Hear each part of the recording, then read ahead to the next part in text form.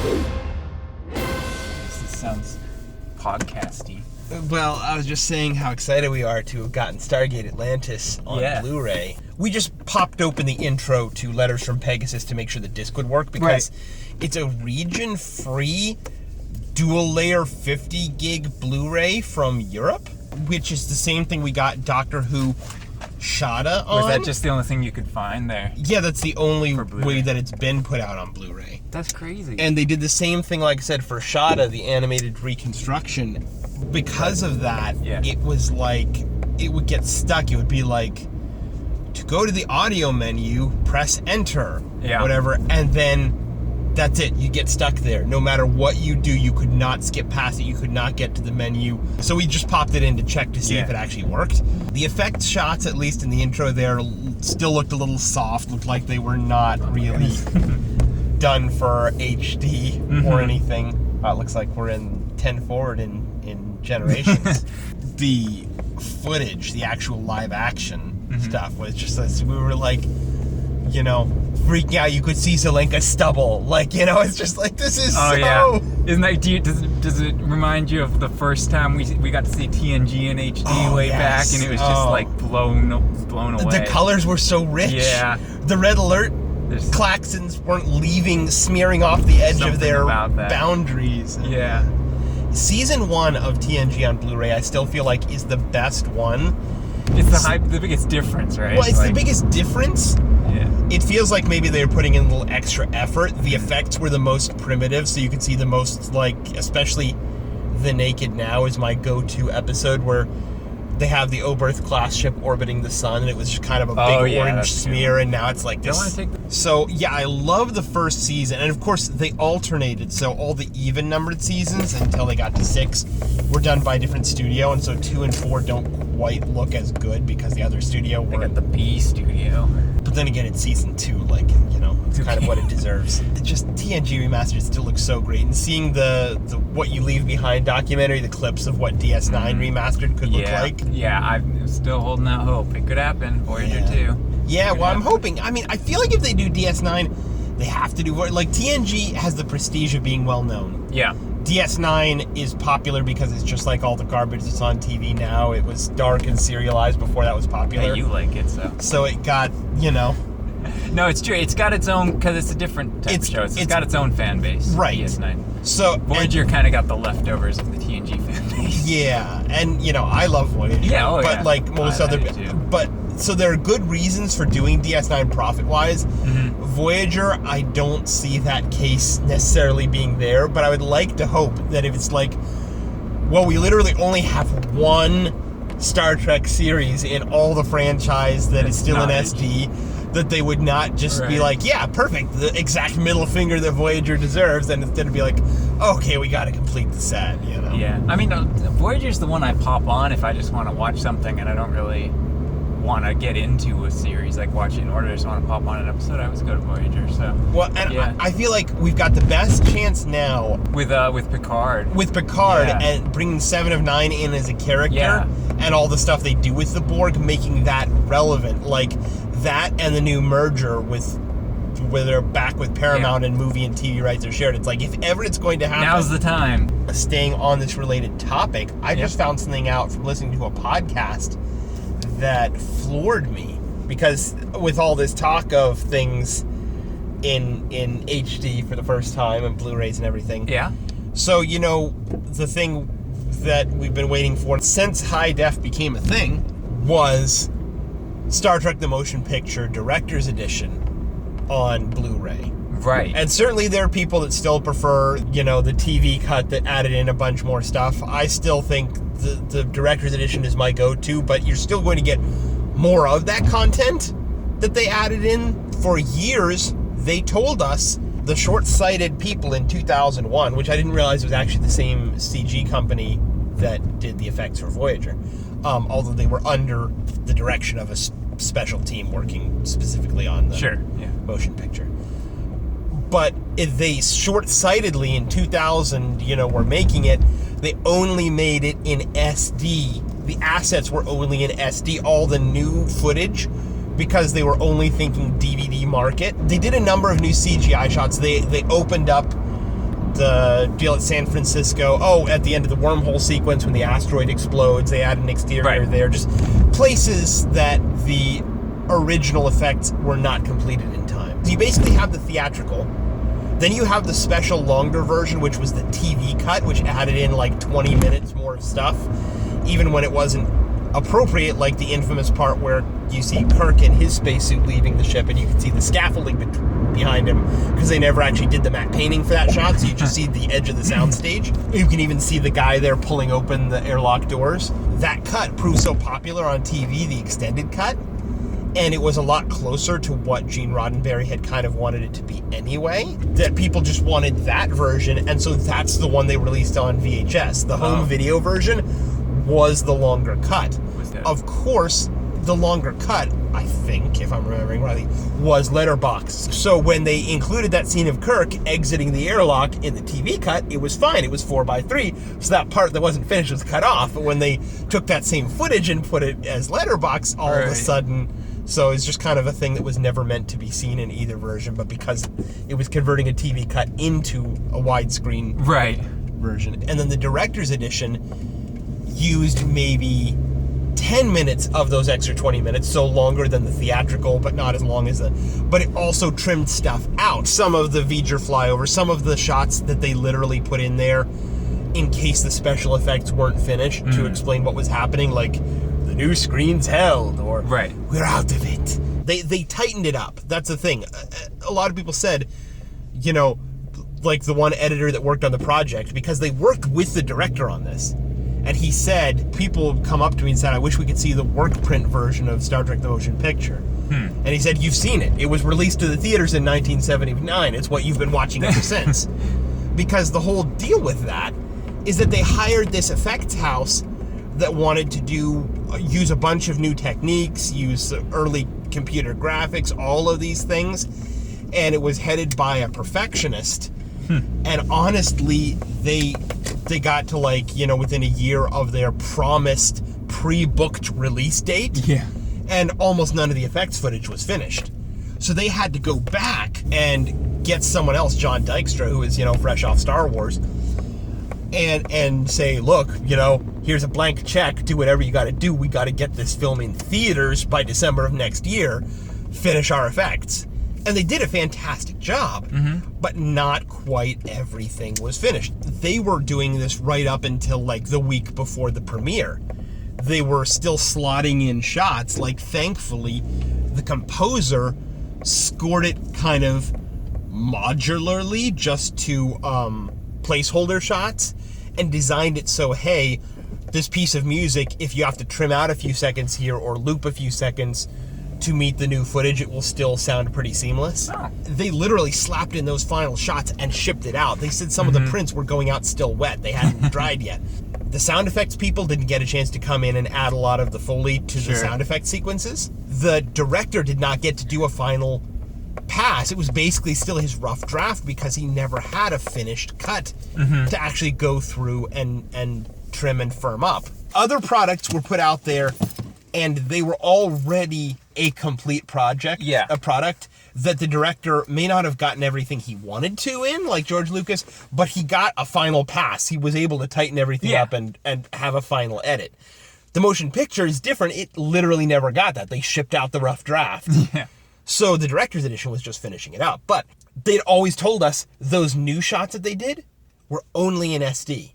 That's why we can't put it out in high def, why we can't put it out in the theaters, can't put it out on Blu-ray, because we would have to spend the money, just like they say with DS9 and Voyager Remastered, to completely remake it from scratch. For 18 years, that has been the claim. Just listening to a podcast with the actual team that put it together yesterday, I found out, no, they finished everything in HD. They were lobbying to get this printed to 35mm and put it back out theatrically in 2001. Ooh, that would have been cool. They still have all the assets in HD. It is totally ready for Blu-ray. Paramount just won't give them the money to actually put together a release. So this supposed, we can't because we'd have to redo everything for the HD market for 18 years has been a lie. So we could get the director's edition. Where do these things come from? The studio that wants to save money, so they spread out a story about why, we can't. Wow. And the effects houses that did DS9 and Voyager have said repeatedly, like, no, we've still got all our CGI assets. People are like, we'd have to re-render them from scratch. The Dominion War, all those thousands of starships flying around, probably dozens. Right. We'd have to redo that all from scratch. It would be way too expensive. The effects houses are saying, no, we've got all the assets. We just need to plug them in and re-render them. And a lot of them said they were thinking ahead and they built textures, just like actually in the Motion Picture Director's Edition. They said, we put textures in there that we knew you wouldn't even be able to see on an SD screen, but in case it was ever up-resed, that detail would already be there. So, yeah, nice. Motion Picture, DS9, Voyager, much more doable in HD than they claim. Good. So, here's hoping that they actually do it. All right, we'll be back when it's dark. Should we introduce ourselves? We're back.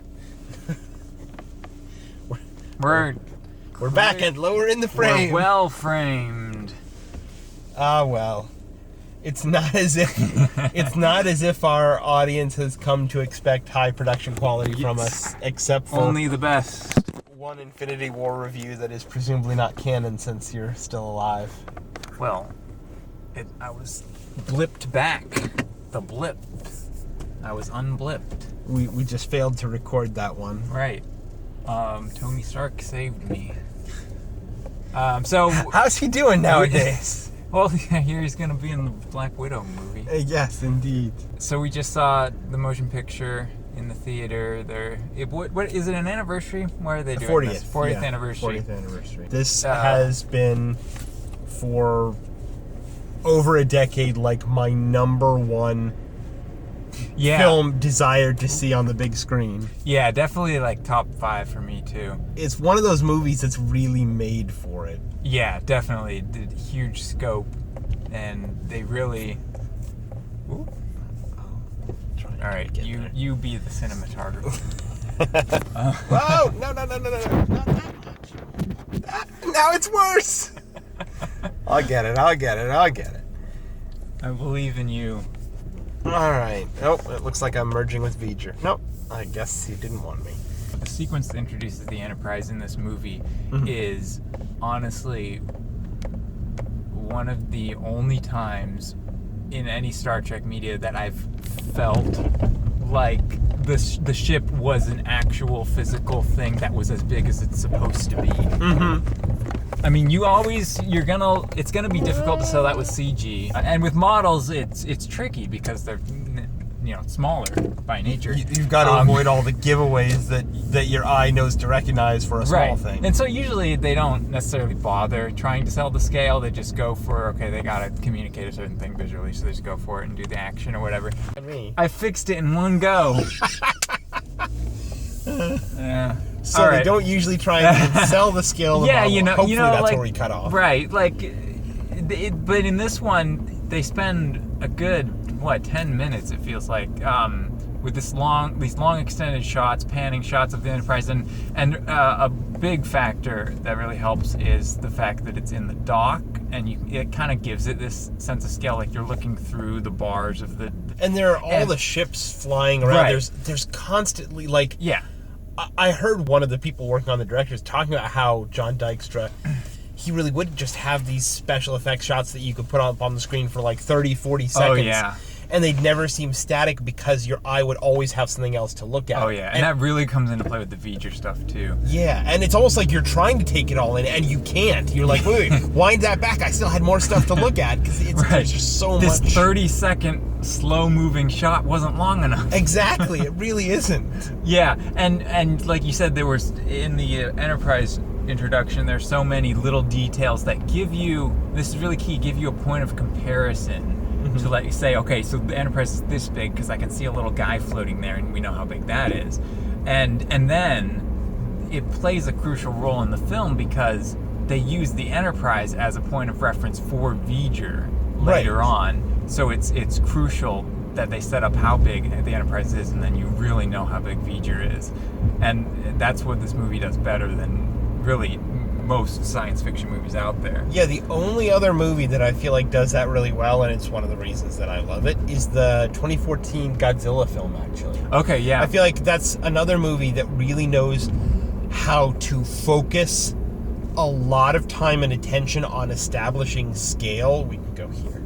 To bring maximum impact out of its, you know what I mean, out of its visuals. Yeah, and I mean, complain all you want about the lack of actual Godzilla shots in that movie, but they used that was to its benefit in selling the scale of Godzilla, using him sparingly and showing it sort of from the point of view of people as much as possible, and using those points of reference. And that was one that sold CG scale really well. I feel like the whole point of that movie is it's all set up. It doesn't focus on Godzilla. It focuses on the monster, the Mutos. It does a lot with scale. It doesn't give us any fight. I know some people hate the cutaways. Any fight that would end anticlimactically. It waits. It saves up its payload basically for one bit. The whole thing, honestly, is in service to ramping up that final fight as much as possible, so that when it arrives, you will have a full sense of scale, you will have a full sense of spectacle, you will have a full sense of the threat Godzilla is facing. Everything is contributing toward that. Targeting us. Belay that phaser order. But yes, back to Star Trek: The Motion Picture. Yeah. Staying on topic. Once again, it's all contributing toward just that massive sense. And it's funny. People call it the motionless picture. People complain that there are these big, long shots of just sitting, staring at, things on the view screen or flying toward the Enterprise. And, maybe that's just a consequence of watching it on a TV screen. Maybe it's just my personality is different, but I just I could watch that for another hour. To me, none of those are wasted. They are all selling a mood. They are all selling a sense of wonder. I've said before, one of the reasons I love this movie is it's the only Star Trek that I can think of that makes actually being in space seem like a big deal. Right. Of the rest of them, space is not the final frontier. It's like the backyard, the thing you take for granted. It's just kind of the medium that we're in. Yeah. Whereas here, it's like, no, look, there are all these procedures. You get these reports from these people. You're doing big coordination. You're programming things in. Just pulling a ship out of dock is a big deal, requiring the coordinated efforts of the crew, Yeah. And you just have all this sense of vastness and of scale, and that navigating space isn't safe. There's a knack to it. You know what I mean?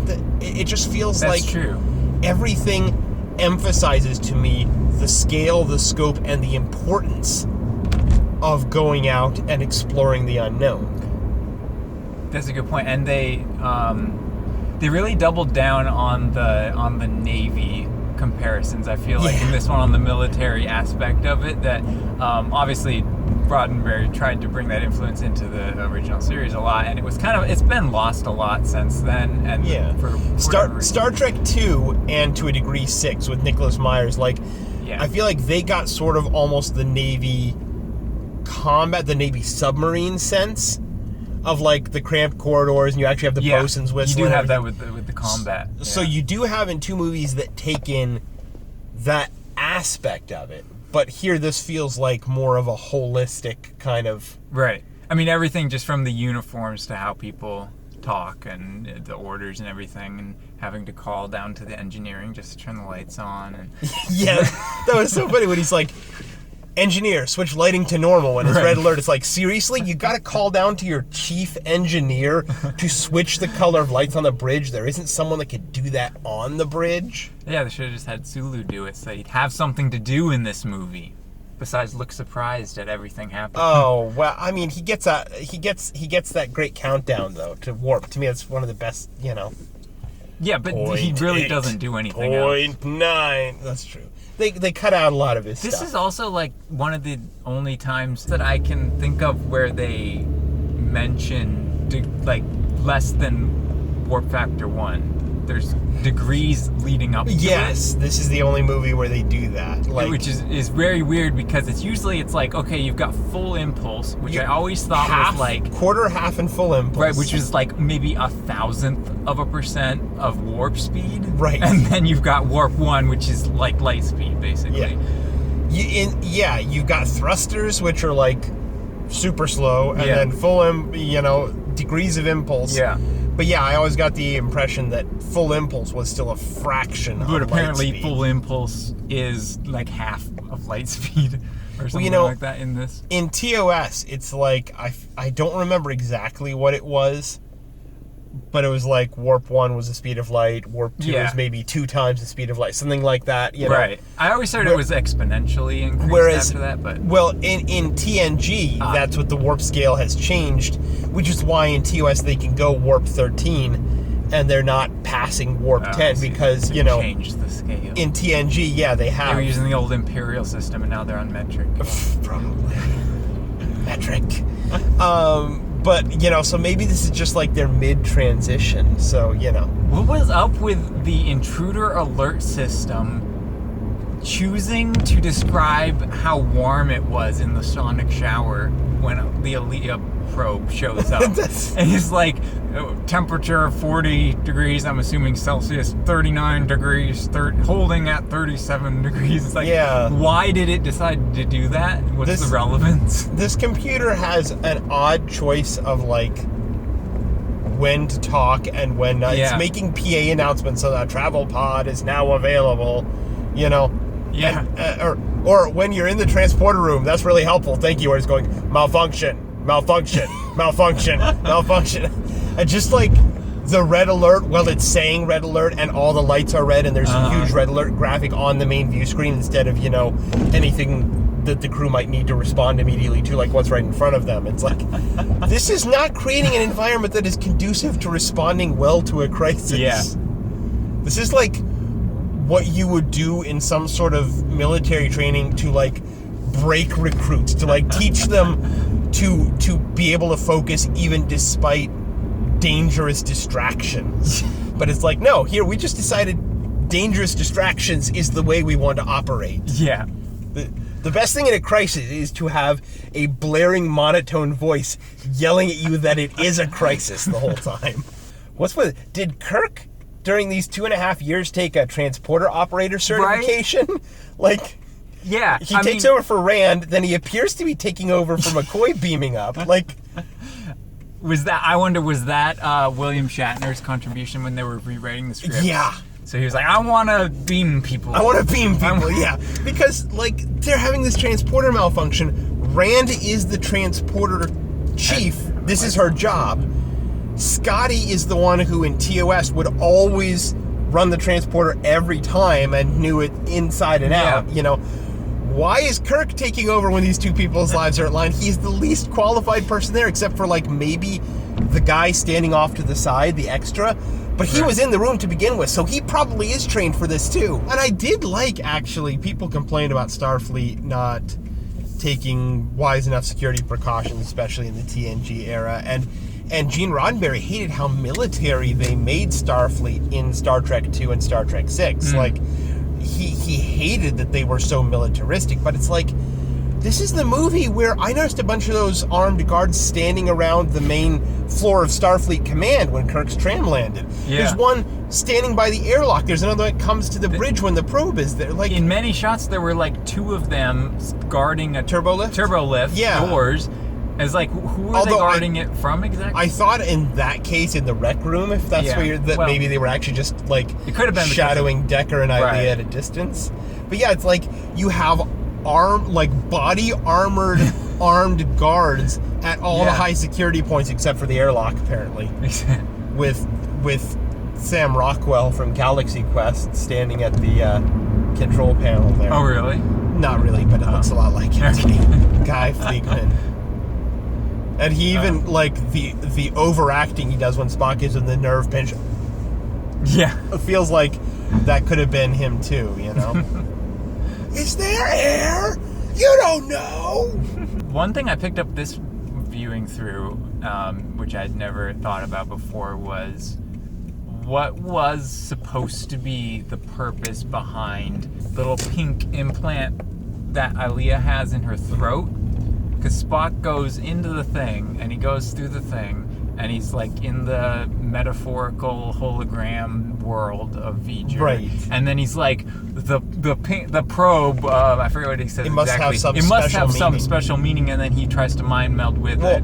And he calls it the sensor, and The that's sensor. what they assumed earlier, that it was a sensor transceiver, that it was Yeah. like recording everything. And sure, if that's all it is, then that's fine. But like, why point it out and Well- like say that it has some special meaning and what was supposed to be the meaning behind it? Well, I wonder, because it also, I don't know if you noticed, dims, like especially when she's got the headband in front of the mirror, Oh, yeah. whenever her humanity or deltanity I did not notice that. reasserts itself, and then like it'll glow back bright, and that's when she'll start, staring straight ahead and everything again. Maybe it represents her connection to V'ger, and in that way, like, that's why Spock got a brainful when he, tried to meld with it, because it would and represented a direct connection to V'ger's brain. Mind, yeah. Yeah, That like, would make sense. it actually kind of fits. Yeah.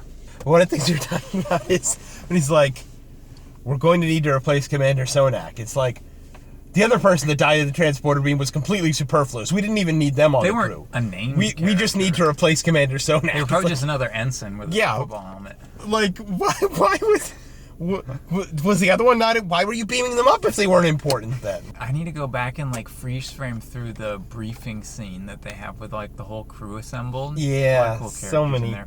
I saw an Andorian in there. Yeah, Cool there's to some see. Tellarites. That's where Saurians come from, and I love me some Saurians. One of the things I noticed this time was I was finally able to get a good look at the lady whose face is in the window as the pod is backing up. Well, it I looks always thought it was a this guy. kind of scary looking guy on the TV screen. Yeah. But seeing it in higher def, no, it was a lady with curly hair. She looked a lot like Okay.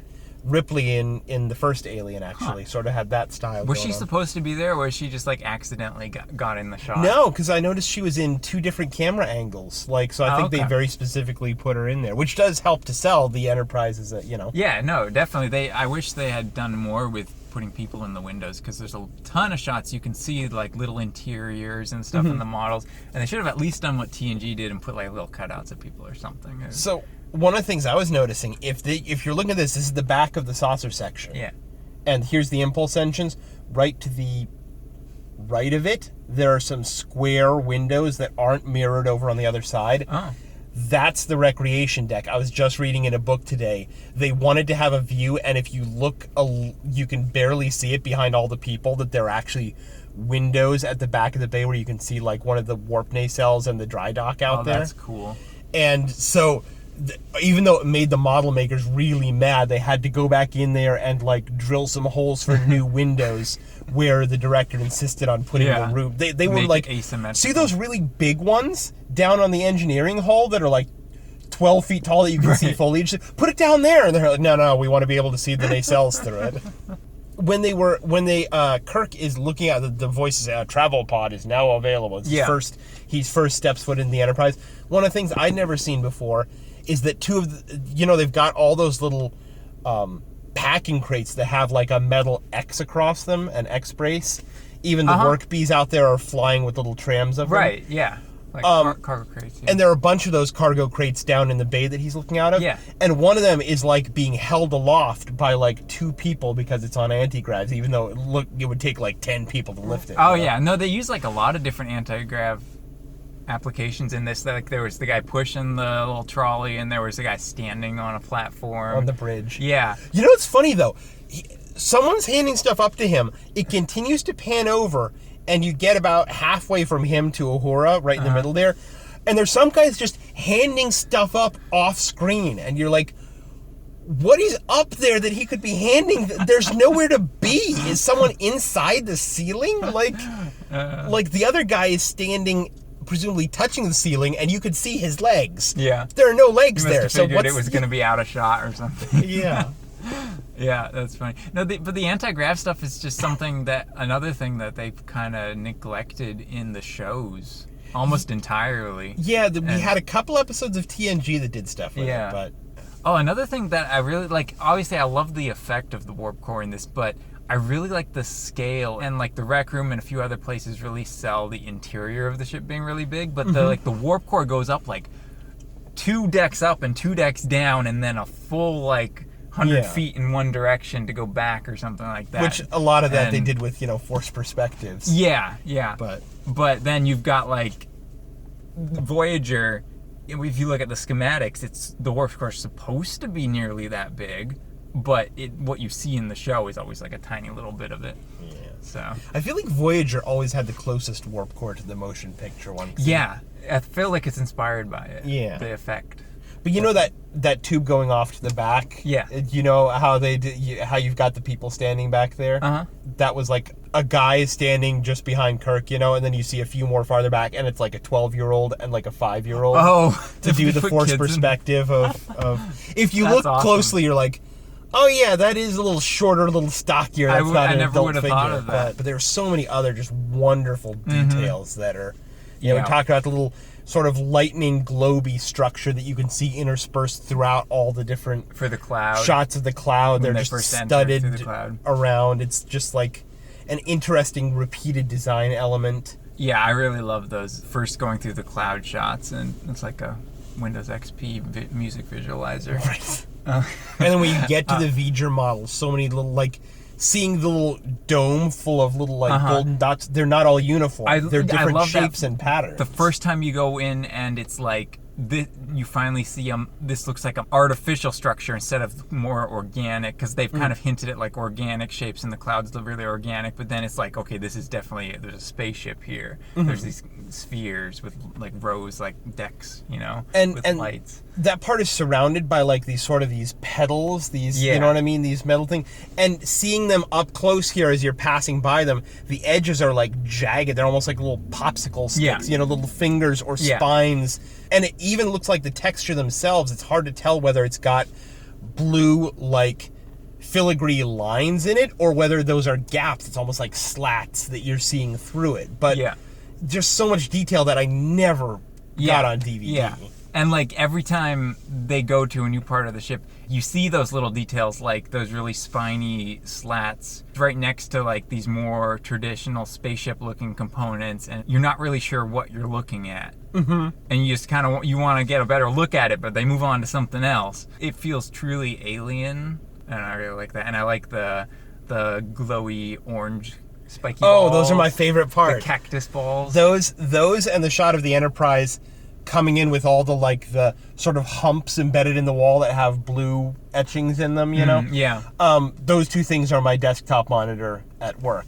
Also, when Kirk orders that Sulu to get like 500 meters above, and then they show them like flying really close above, there's like little things on the surface that almost hint at like separate spaceships being docked on the surface. Looks like little fighters or something, like small ships that could detach or something. And there are like all those etched out areas that seem to be towards some sort of weird glowing core. Wasn't there is there a line in the director's cut where somebody's like, there must be 1,000-foot tall aliens living here or something? It's in the special longer cut, and that's the only version of the 3 that has it. But yeah, it's like they could have a crew of 3,000 or a crew of 1,000, 3 miles tall. Right, that one. The math on that one doesn't quite work out, but it's okay. It's McCoy, He's a doctor, not a mathematician. Right. But yeah, no, that's one of those. See, that's one of those. Okay, I understand the people that prefer the longer version to the directors. Are just like, there are a few lines like that it's like, no, keep that in. I like that line. Yeah. There have been a few short stories that have followed up on V'ger as an entity. Right. That's what and they usually seem to suggest that there is enough of Ilea in the probe that the V'ger entity is basically a joining of V'ger, Ilea, and Decker into one unit. That, that she is fully herself within that union, whether it's, you want to think of it as the original or the duplicated patterns of the original unlocked or whatever. Everybody in Star Trek is a duplicated of an original when you take the transporter anywhere. This is true. And when you have what's the difference? A metaphysical universe without a soul factored in, what's the difference between the original and a perfectly recreated copy? Until you run into your copy. Well, and yes. that's a problem. And then you But- either murder them if you're in a second season episode, or respect them as a fellow officer if you're in a sixth season So you got to episode. know what season you're in, definitely. Wow. Picard and Riker both murder their duplicates. I forgot about that. His duplicate from 6 hours in the past/future in Times Squared. Oh, right. Which is why I still think he shouldn't have been so affected by Shinzon. He literally looked himself in the face and shot himself to death already. And Shinzon doesn't even look like him. Yeah, exactly. I'd like them to follow up on a lot of stuff. Yeah. I'd like to see another space station like Epsilon 9. I'd like to, Yeah.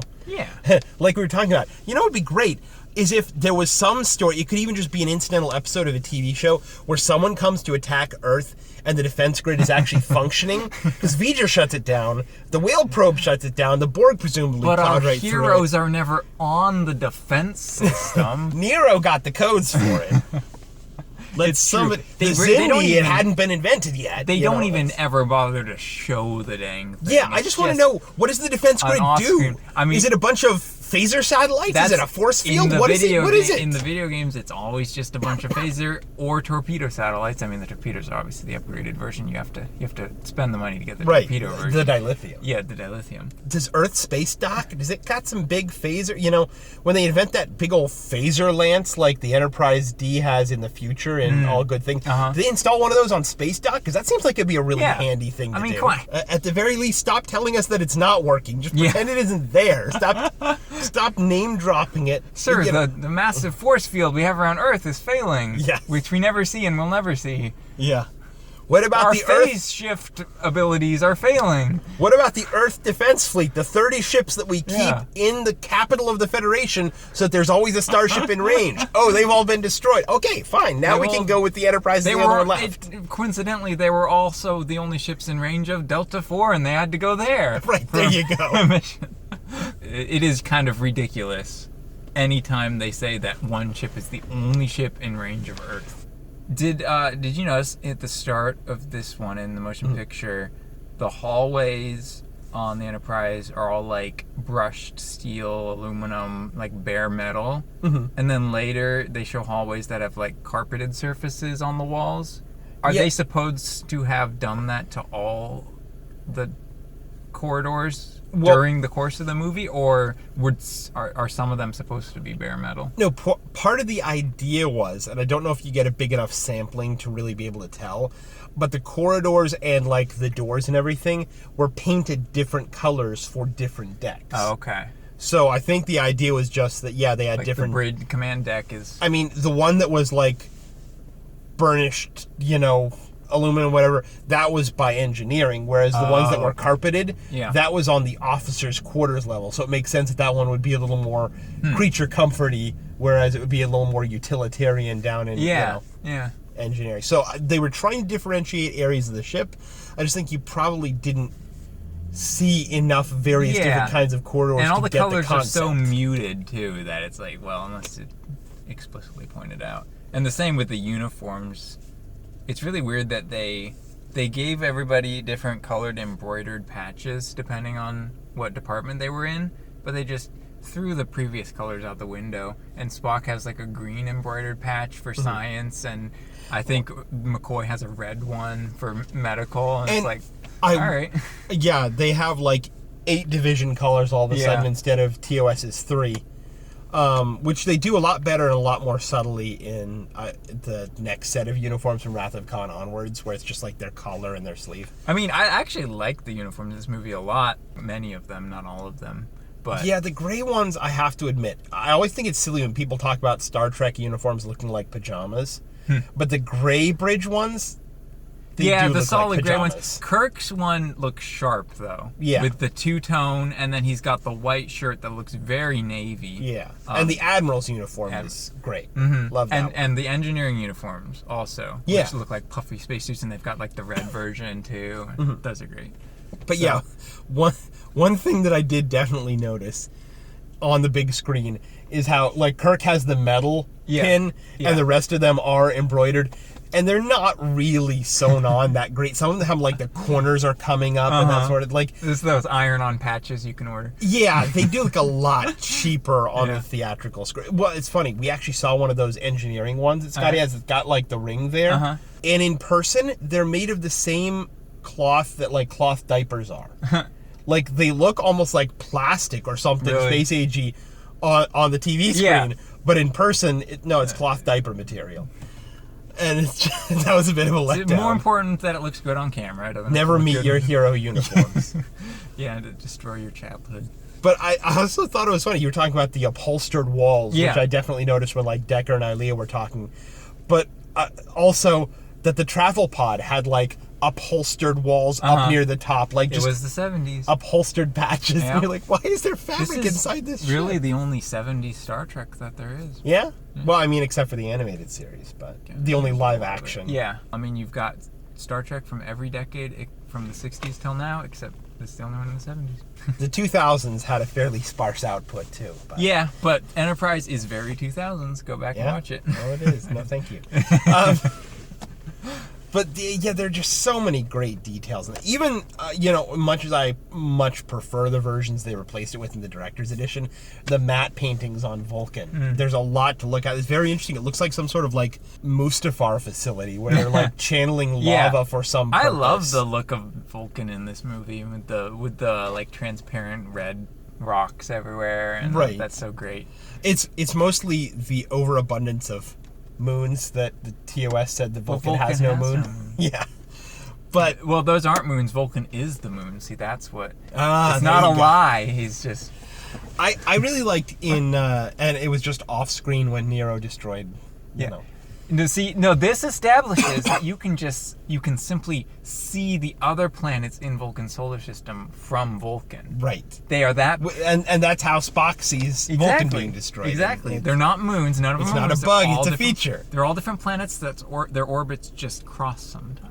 Oh, I just like in the director's edition where they have it more of the desert like we see in other, planets, but they also have it a giant field of a bunch of statues, so you're not just getting like the random feet that those people are standing by. Those feet are part of a statue, and there are a bunch of other statues, giant carved ones too. So I definitely like that in the director's edition better, but there are a lot of really cool details in this version of it, which was apparently shot at Yellowstone, the live action. Of Spock, like when he's there on sort of the bubbling area meditating. I think when he walks up to the elders at the soundstage. Oh, okay.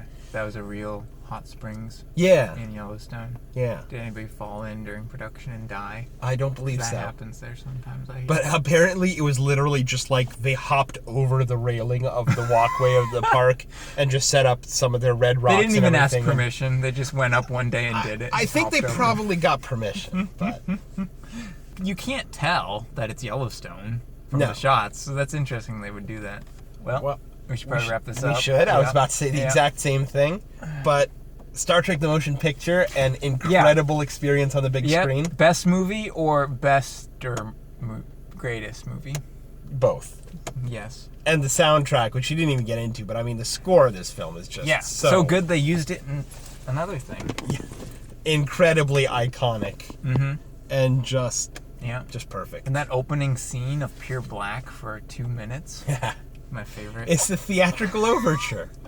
A lost art. Yeah. But speaking of the opening, I will say that opening shot of the cloud, just a long shot of the cloud, and I still never understand how that fuzzy multicolored patch, how that relates to the inverted cones joining up. Yeah, there's not visual continuity right there, but that opening shot never it always just looked grainy and muddy and fuzzy and messy on the TV screen. But here, where you could actually see the multi-plane cloud elements in the foreground coming past, I keep miming things from my perspective, which would be totally useless, coming like this. Wait, how's it go? To the camera, yes. One of those? Sort of on the sides. And like kind of like that.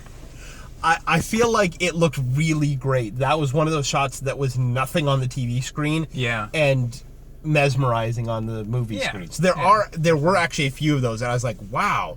I just dismissed this shot, but seeing it like this, the way it's supposed to be seen, most of those, there are 2 or 3 different long shots of the cloud like that. They look really great because of all the details you can pick out and all of the, like I said, just the multi-plane foreground elements really sell it.